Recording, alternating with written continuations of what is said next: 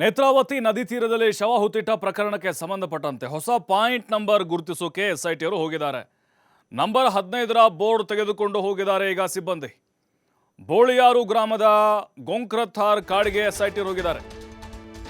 ಅಂದರೆ 13 ಪಾಯಿಂಟ್ ಇತ್ತು, ಈಗ 13 ಪಾಯಿಂಟ್ ಬಿಟ್ಟು ಮತ್ತೊಂದು ಕಡೆಗೆ ಹೋಗಿದ್ದಾರೆ. ಪಾಯಿಂಟನ್ನು ಗುರುತಿಸಿದ್ದಾರೆ. ಪಾಯಿಂಟ್ ನಂಬರ್ 15ಅನ್ನು ತೆಗೆದುಕೊಂಡು ಹೋಗಿದ್ದಾರೆ. ಅಂದರೆ ಮತ್ತೆರಡಿಗೆ ಜಾಸ್ತಿ ಆಯಿತು ಅಂತ. 14 ಅಲ್ಲೇ ಇರ್ಬೋದು. ಬೋರ್ಡ್ ನಂಬರ್ 15 ತೆಗೆದುಕೊಂಡು ಹೋಗಿದ್ದಾರೆ. ಈಗ ದೂರುದಾರ ಆತನು ಕೂಡ ಅಲ್ಲೇ ಇದ್ದಾನೆ. ಆತನ ಸಲಹೆಗಳ ಮೇರೆಗೆ, ಆತ ಎಲ್ಲೆಲ್ಲಿ ಗುರುತುಗಳು ಮಾಡ್ತಾನೋ ಆತನ ಸೂಚನೆಗಳ ಮೇರೆಗೆ ಅಲ್ಲಿ ಅಗಿಯುವಂಥ ಕೆಲಸವನ್ನು ಅಧಿಕಾರಿಗಳು ಮಾಡಿಸ್ತಾ ಇದ್ದಾರೆ. ಬಟ್ ಈಗ ಕುತೂಹಲ ಇರೋದು ಅಂತ ಹೇಳಿದರೆ ಇಲ್ಲೇನಾದರೂ ಪತ್ತೆ ಆಗ್ಬೋದಾ ಅನ್ನೋದು. ಈಗ 1 to 12 ನೋಡಿದ್ದೀವಿ ನಾವು. 6ನೇ ನಂಬರ್ ಬಿಟ್ಟರೆ ಬೇರೆ ಎಲ್ಲೂ ಕೂಡ ಅಂಥ ಕುರುಹುಗಳು ಪತ್ತೆ ಆಗಲಿಲ್ಲ. ಏನು ಬಹಳ ಇಂಟ್ರೆಸ್ಟಿಂಗ್ ಅಂದರೆ ಪ್ರೇಮಲತಾ ಮನೆ ಸಮೀಪವೇ ಪಾಯಿಂಟ್ ನಂಬರ್ 15 ಇದೆ. 1986ರಲ್ಲಿ ಹತ್ಯೆಗೀಡಾಗಿದ್ದಾರೆ ಪ್ರೇಮಲತಾ. ಆಗ CID ತನಿಖೆ ಕೂಡ ನಡೆದು ಮುಗಿದು ಹೋಗಿದ್ದ ಪ್ರಕರಣ ಇದು. ಕೊಲೆಯಾದ ಪ್ರೇಮಲತಾ ಸಂಬಂಧಿಯಾಗಿದ್ದಾರೆ ಜಯಂತ್ ಟಿ. ಈಗ ಬಂದಿದ್ದಾರಲ್ಲ ಹೊಸ ದೂರುದಾರ, ಅವರು ಆರೋಪಗಳನ್ನು ಮಾಡ್ತಿದ್ದಾರಲ್ಲ. ನಾನು ಕೂಡ ನೋಡಿದ್ದೇನೆ, ಶವಗಳನ್ನು ಹೂಳೋದು ನನ್ನ ಕಣ್ಣಾರೆ ಅಂತ ಹೇಳಿದ್ದಾರಲ್ವ. ಜಯಂತ್ ಪ್ರೇಮಲತಾ ಅವರ ಸಂಬಂಧಿಯಾಗಿದ್ದಾರೆ. ಪ್ರೇಮಲತಾ ಅವರು ಕೊಲೆ ಆಗಿತ್ತು 1986ರಲ್ಲಿ. ಆಗ CID ಎಂಟ್ರಿ ಕೊಟ್ಟಿತ್ತು. ಪ್ರಕರಣ ಖುಲಾಸೆ ಕೂಡ ಆಗಿತ್ತು ಆವಾಗ. ಮತ್ತಷ್ಟು ಮಾಹಿತಿ ಪ್ರಕಾಶ್ ನೀಡ್ತಾರೆ ನೇರ ಸಂಪರ್ಕದಲ್ಲಿ. ಪ್ರಕಾಶ್, ಈಗ 13ನೇ ಪಾಯಿಂಟ್ ಬಿಟ್ಟು ಪ್ರೇಮಲತಾ ಮನೆ ಪಕ್ಕದಲ್ಲಿನ SIT ಟೀಮ್ ಹೋಗಿದೆ. ಅಂದರೆ ಈಗ ದೂರುದಾರ ಯಾವ ಜಾಗಗಳನ್ನು ಗುರುತು ಮಾಡ್ತಾ ಇದ್ದಾನೋ ಅಲ್ಲೆಲ್ಲ ಅಗೆಯುವಂಥ ಕೆಲಸವನ್ನು SIT ಮಾಡ್ತಿದೆ ಅಂತ ಅನ್ನಿಸ್ತಾ ಇದೆ. ಏನಾದರೂ ಕುರುಹುಗಳು ಸಿಗಬಹುದು ಅನ್ನುವಂತಹ ನಿರೀಕ್ಷೆಯಲ್ಲಿ ಆ ದೂರುದಾರ ಇದಾನ. ಕಾರ್ಯಾಚರಣೆ ಹೇಗೆ ನಡೀತಾ ಇದೆ? ಪ್ರಭು, ಈಗಾಗಲೇ ಪಾಯಿಂಟ್ ನಂಬರ್ 13 ಒಂದಿಷ್ಟು ಎಲ್ಲರ ಗಮನವನ್ನು ಕೂಡ ಸೆಳೆದಿತ್ತು. ಈಗ ಏಕಾಏಕಿ ಮಾರ್ಗವನ್ನು ಕೂಡ SIT ಅಧಿಕಾರಿಗಳು ಬದಲಾವಣೆ ಮಾಡಿರ್ತಕ್ಕಂಥದ್ದು. ಪಾಯಿಂಟ್ ನಂಬರ್ 15 ಅನ್ನುವ ಮುಖಾಂತರ ಅಂದರೆ ಕಲ್ಲೇರಿ ಗ್ರಾಮದಿಂದ ಸುಮಾರು 2 ಕಿಲೋಮೀಟರ್ ವ್ಯಾಪ್ತಿಯಲ್ಲಿರ್ತಕ್ಕಂತಹ ಬೋಳಿಯಾರು ಗ್ರಾಮದ ಗೊಂಕ್ರಥಾರ್ ಕಾಡು ಪ್ರದೇಶ ಏನಿದೆ, ಅರಣ್ಯ ಪ್ರದೇಶ, ಅಲ್ಲಿಗೆ ಈಗಾಗಲೇ SIT ಅಧಿಕಾರಿಗಳು ಹೋಗಿದ್ದಾರೆ ಅನ್ನುವ ಮಾಹಿತಿ ಇರುವಂಥದ್ದು.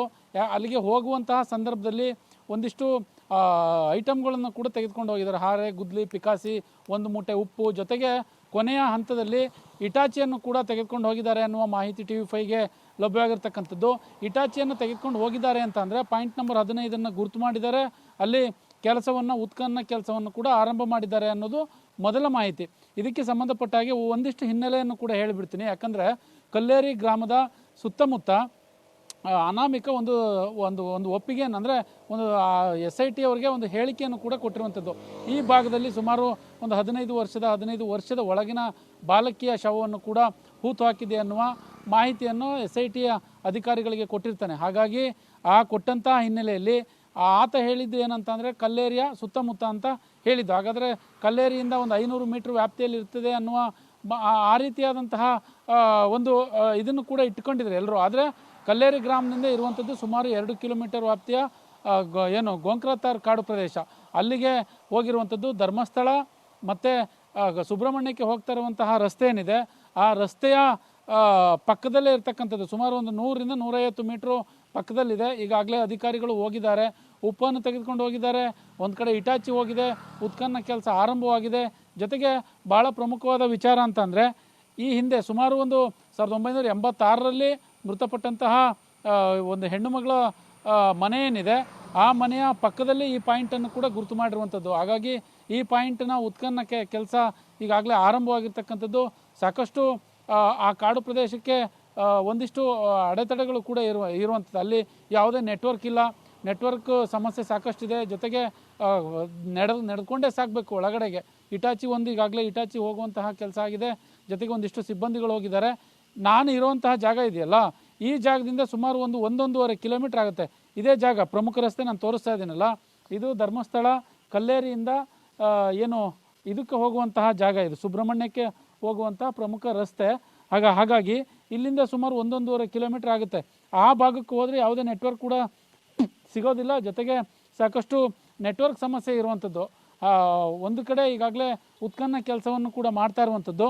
ಇನ್ನೊಂದು ಕಡೆ ಪಾಯಿಂಟ್ ನಂಬರ್ 15 ಏನಿದೆ 15ರಲ್ಲಿ ಸಾಕಷ್ಟು ಸಿಬ್ಬಂದಿಗಳು ಹಾಜರಿದ್ದು ಜೊತೆಗೆ ಅನಾಮಿಕನಿಗೆ ಇವತ್ತು ಮಾಸ್ಕನ್ನು ಕೂಡ ಚೇಂಜ್ ಮಾಡಲಾಗಿದೆ.